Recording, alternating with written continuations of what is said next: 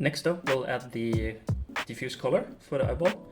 This one is a bit tricky, but let's take one thing at a time and let's see if we can make something that looks good. By the way, if you hit 2 on the keyboard, it will highlight the input connections and output connections that are already connected. So that's a nice way to condense the list once you have connected the first color entry attributes. Okay, so let's make the color ramp, because obviously we don't want to use this really simplified version. We just want to get the color and then have another ramp to have a lot of nice gradients and mixes of colors in that we need. So hit tab, write ramp, and use the texture again. Let's call this one, I'm just gonna check here if I named this correctly. Yes, I did. And just gonna get back what I had. Yes, I made a ramp, didn't I? So now it's not here. The way you can get it is to go into textures, and then you have all the texture nodes that you made. You have one for utilities here as well. Middle mouse button, drag it out here. Let me see. This is a bit more tricky. So let's go back to the script editor. It's gonna clean the history. So I know that this is 0, this is 1, right? And this is 2. So I'm gonna drag this up. So 0, 0 and 1. And this one I want to be, I'm just gonna rough in some colors there. These are gonna be derived from the main controller. But I'm gonna add one here, or here actually. And so that is roughly it. Let's connect this to the diffuse color, IPR. It's not looking very good yet, but hopefully it will. Let's see. I want to add a dark ring around the eye, like you saw in the example one. And I also want to have a little gradient from this one in here before it gets completely black for the pupil. So to do that, I'm going to set this to none and copy it. And I will make another one, drag it on this side, make it darker. So you can kind of call this the blocking phase, I guess. I'm just blocking in what I know I'm gonna need. So the position doesn't really matter because I will drive it from the main ramp, but just to give me a quick preview of what it's gonna look like. So let's see. I want something like this. Let's see if we can pump up the light even more.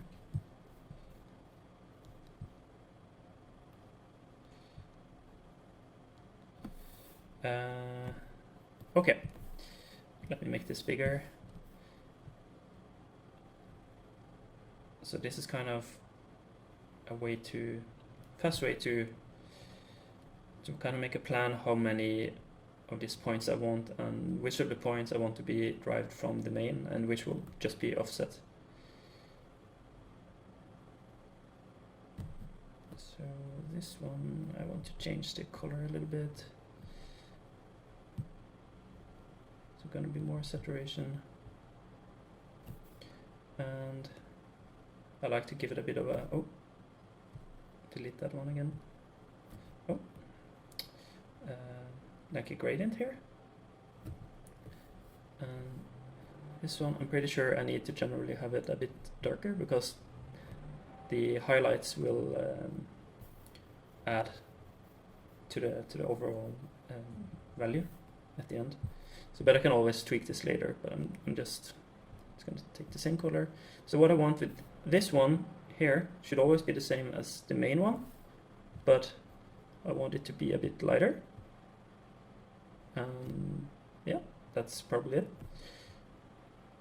You can also decide yourself what you want to do. I'm just going to keep it like this for now. Okay, so first off, let's hook this up to the main ramp so that the positions are working. Okay, so let's go here, show all attributes, and I'm gonna focus on these two. I'm gonna expand this, 2, 3. Okay, so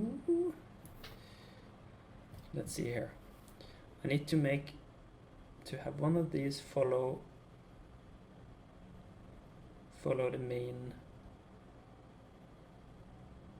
iris controller.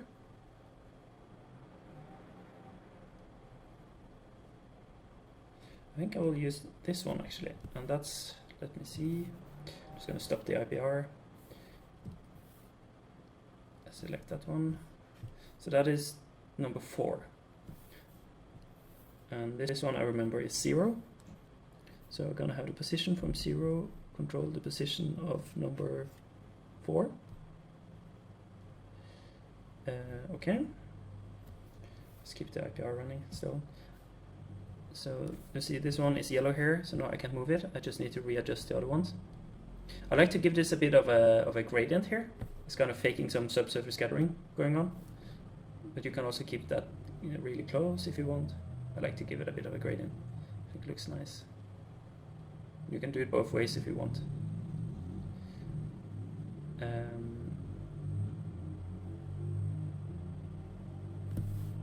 Yeah, let's try that. And I need some offset for this one, 8.3, 8.5, so approximately 0.2. And I forgot to check which number it is. Just gonna move it a little bit. Stop the IPR so I can see what's going on. Okay, let's try again. It's 0 actually.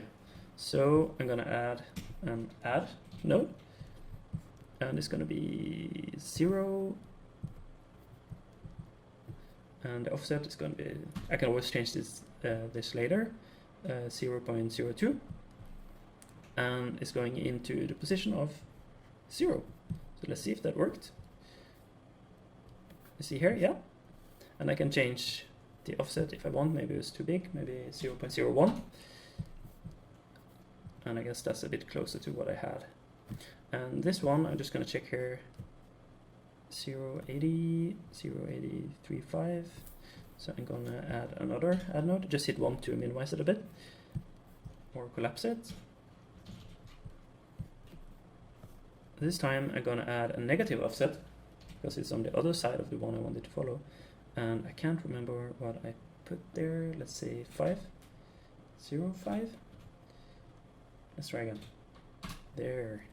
Okay, and that is to the point number 2. So this one is going into the position of number 2. Let's see if that's correct. Select here. Yeah, it's locked. Now I can check if it looks good. Maybe the offset is a bit too big. Say 3.5, maybe 3. Yeah, that's good for now. Okay, and let's see.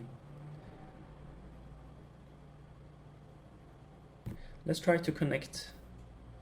I'm going to move this out of the way. Let's try to connect the pupil to the pupil directly. I'm going to select this one and stop the IPR. This one is number 1. And the pupil here is 0. I'm pretty sure it's 1, but I can check again. Yeah. So 1 to 1. Let's try to connect it directly. So position of 1 to. I'm just a bit puzzled. Why is this already? Oh, that's for. You know what? Let's hide these for now, so I don't get confused. Okay, 1 to 1. And so now this is connected, and I'm gonna check now. Yeah, that looks pretty good. So I'm just gonna make this one an offset of this one, so that's gonna be a negative offset, and let's say that looks good.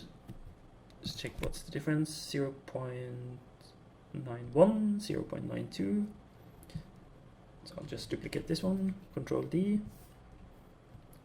and that is position 1, and the offset now is negative, and I forgot to check what the point number is, and stop the IPR again, sorry about that. It's probably a way to turn that off so it doesn't appear here, but that's point number 3. To expand, boom. Let's check that out, IPR, and now I should be able to move this, and the color should follow as well.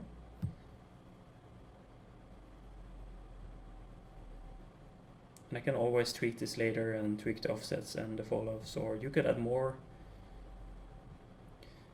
gradients. So you see, it's kind of limited to how big the iris can be, but this would be quite weird as well to have it that big. But or you could maybe up the intensity of the displacement map, the bigger it is. But for now, I think like something like this is fine.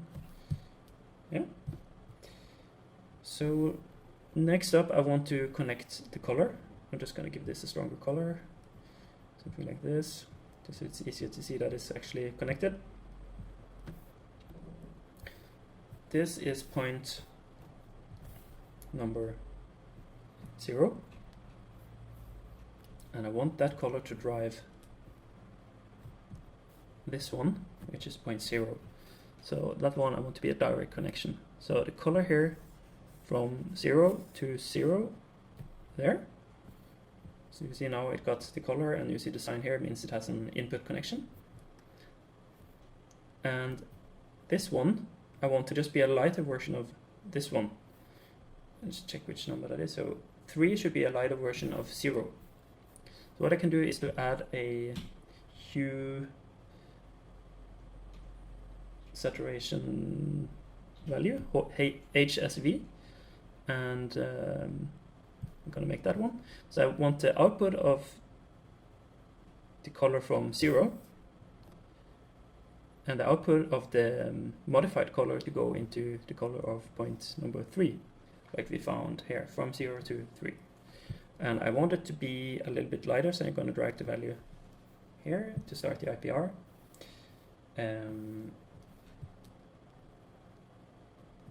So this one is kind of fun to play around with. You could also have it to be a gradient automatically if you want. There's a lot of fun things to play around with here. Maybe we could make it, push it a little bit towards yellow, I guess. Yeah, just add a little bit. And here, let's make it a little bit lighter, but not too much, because I want the nice color variation here to come from the specularity. Yeah, I don't want to saturate it, maybe desaturate it a little bit. It's fine, I can always go in and tweak this later. And here again, you can make this bigger to have finer control. Lastly, for the colors here, I want to have the ring around the iris also to be a darker version of the main color. So I'm just going to stop here. Let me see. This one is number 4. Should be a darker version of number 0. So I'm going to do the same as before. Type HSV and take the remap HSV. And I'm going to find color from 0. And I'm going to output that to the color for number 4. So the output of 0 to the input of number 4. And I can turn on the IPR, and here I can drag it so it goes darker. Maybe up the saturation a bit as well. Alright. Next up, we'll add the specular map.